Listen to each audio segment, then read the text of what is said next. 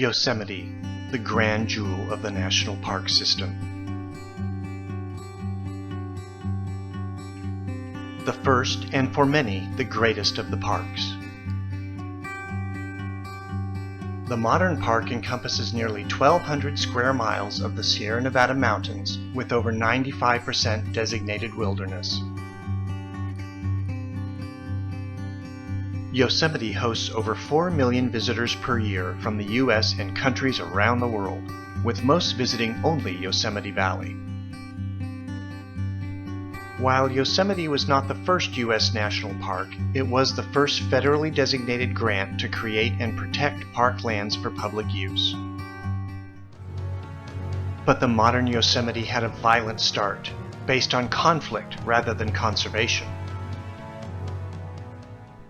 In reality, the discovery of Yosemite spanned thousands of years and resulted in European Americans finding what the Native Americans already knew. So let's peel back the years and discover Yosemite.